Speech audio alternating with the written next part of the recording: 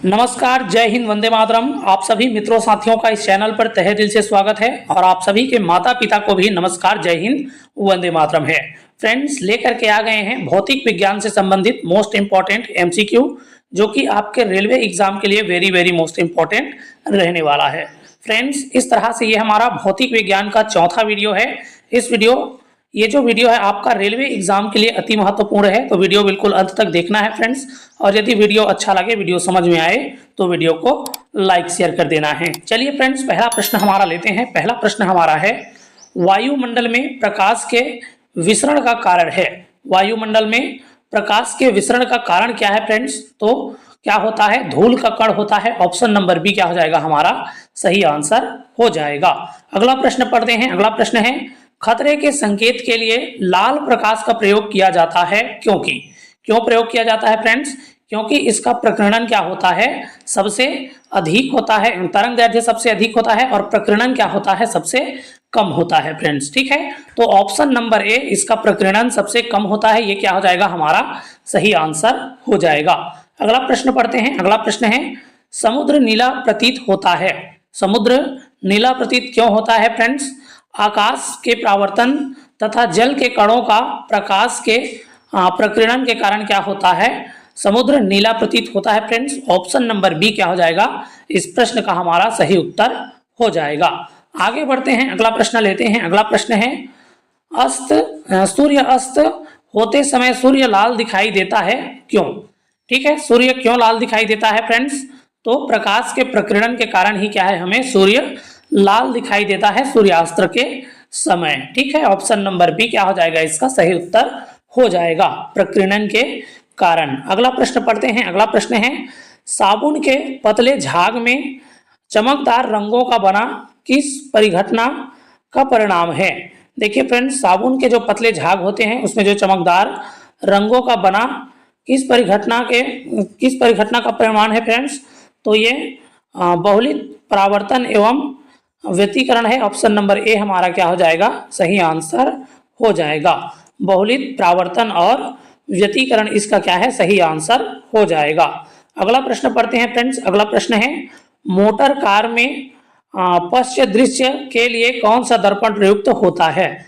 Motor car में पीछे को देखने के लिए कौन से दर्पण का प्रयोग किया जाता है फ्रेंड्स? तो उत्तल दर्पण का प्रयोग किया जाता है। ऑप्शन नंबर डी इसका सही आंसर हो जाएगा। ये प्रश्न आपका वेरी वेरी मोस्ट इंपॉर्टेंट है फ्रेंड्स, इसको स्टार मार्क आपको लगा देना है। ठीक है, प्रश्न एक बार मैं फिर से पढ़ दे रहा हूँ। मोटर कार में पश्च दृश्य के लिए कौन सा दर्पण प्रयुक्त होता है? तो कौन सा दर्पण प्रयुक्त होता है फ्रेंड्स? उत्तल दर्पण प्रयुक्त होता है। अगला प्रश्न पढ़ते हैं। अगला प्रश्न है, दाढ़ी बनाने के लिए काम में लेते हैं। दाढ़ी बनाने के लिए किस दर्पण का प्रयोग किया जाता है फ्रेंड्स?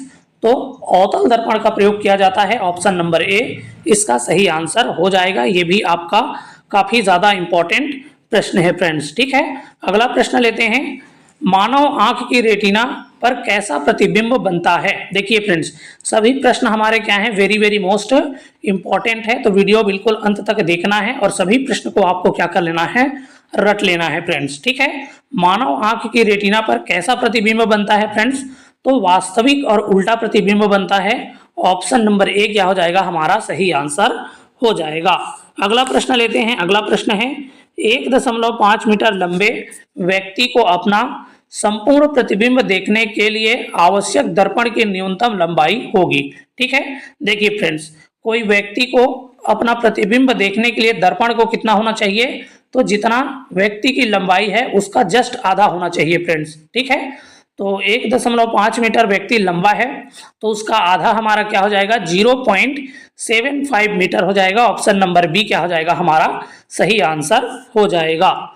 अगला प्रश्न लेते हैं फ्रेंड्स। अगला प्रश्न हमारा है, जब कोई वस्तु दो समांतर समतल दर्पणों के बीच रखी जाती है तो बने हुए प्रतिबिंबों की संख्या होगी। देखिए फ्रेंड्स, जब भी कोई वस्तु को दो समतल दर्पणों के बीच रखी जाती है तो कितना प्रतिबिंब बनता है? अनंत प्रतिबिंब बनता है फ्रेंड्स। ऑप्शन नंबर डी क्या हो जाएगा हमारा सही आंसर हो जाएगा। अगला प्रश्न पढ़ते हैं। अगला प्रश्न है, पानी में हवा का बुलबुला वैसे ही काम करेगा जैसे करता है। जैसे क्या करता है फ्रेंड्स? देखिए, बुलबुला किस प्रकार का काम करेगा? तो अवतल लेंस की तरह कार्य करेगा फ्रेंड्स। ठीक है, ऑप्शन नंबर डी क्या हो जाएगा इसका सही आंसर हो जाएगा। इसको आईएएस एग्जाम, यूपीएससी एग्जाम में भी पूछा जा चुका है फ्रेंड्स। ठीक है, अगला प्रश्न पढ़ते हैं। अगला प्रश्न है, धूप के चश्मे की क्षमता होती है, धूप के चश्मे की क्षमता कितनी होती है फ्रेंड्स? तो 0 डाइऑप्टर होती है, ऑप्शन नंबर ए इसका सही उत्तर हो जाएगा। यदि किसी ऐनक के लेंस का पावर +2 डाइऑप्टर हो तो इसके फोकस दूरी होगी। देखिए फ्रेंड्स, किसी ऐनक के लेंस की जो पावर है वो 2 डाइऑप्टर होता है, +2 डाइऑप्टर होता है, तो उसकी फोकस दूरी कितना होगा? 50 सेंटीमीटर होगा। ऑप्शन नंबर सी इसका सही आंसर हो जाएगा, क्योंकि एक डाइऑप्टर में हमारा कितना दूरी देखा जा सकता है? तो 25 सेंटीमीटर देखा जा सकता है फ्रेंड्स। ठीक है, और +2 है तो +2 में हमारा कितना हो जाएगा? 50 सेंटीमीटर हो जाएगा। ऑप्शन नंबर सी इसका क्या हो जाएगा? सही आंसर हो जाएगा। अगला प्रश्न पढ़ते हैं। अगला प्रश्न हमारा है, तो किसी अपारदर्शी वस्तु का रंग उस रंग के कारण होता है जिससे वह क्या हो जाता है फ्रेंड्स?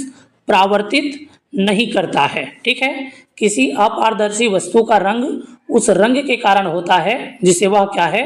परावर्तित नहीं करता है। ऑप्शन नंबर सी क्या हो जाएगा? इसका उत्तर हो जाएगा। अगला प्रश्न पढ़ते हैं फ्रेंड्स। अगला प्रश्न है, लाल कांच को अधिक ताप पर गर्म करने पर वह दिखाई देगा। ठीक है, कैसा दिखाई देगा फ्रेंड्स? तो देखिए, लाल कांच को हम लोग अधिक ताप पर गर्म करेंगे तो वह कैसा दिखाई देगा? हरा दिखाई देगा। ऑप्शन नंबर बी क्या हो जाएगा? इसका उत्तर हो जाएगा। प्रकाश का रंग निश्चित किया जाता है, प्रकाश का रंग किसके द्वारा निश्चित किया जाता है? तो तरंग दैर्ध्य के द्वारा क्या है? निश्चित किया जाता है। ऑप्शन नंबर सी इसका उत्तर हो जाएगा। 3 रंग का मूल रंग है, ये हैं, देखिए फ्रेंड्स, 3 रंग का मूल रंग कौन सा है? तो मूल रंग होता है नीला, हरा और लाल। तो किसमें है? नीला, हरा और लाल।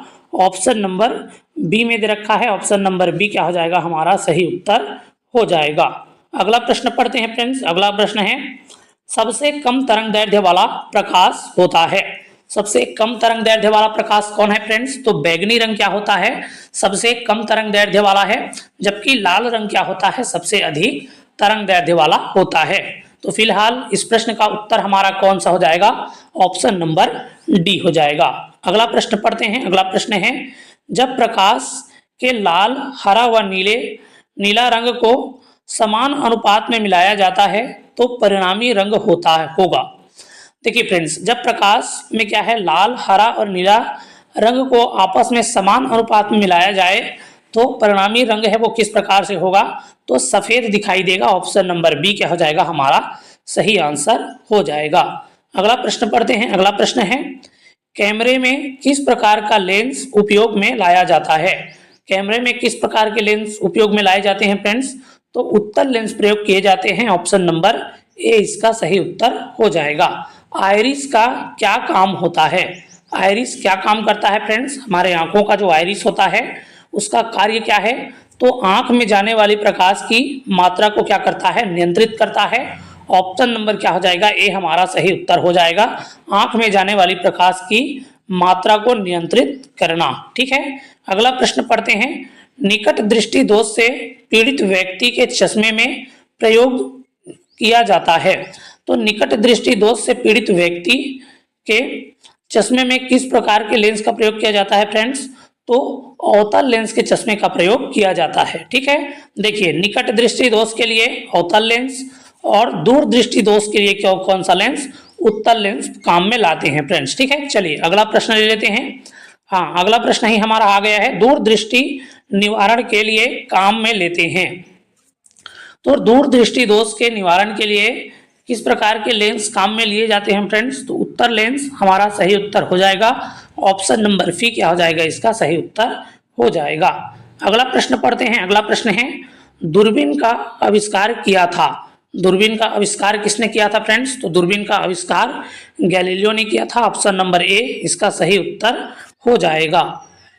आंख की रेटिना की परंपरागत कैमरे के निम्नलिखित में से किस भाग से तुलना की जाती है? तो किस भाग से तुलना की जाती है फ्रेंड्स?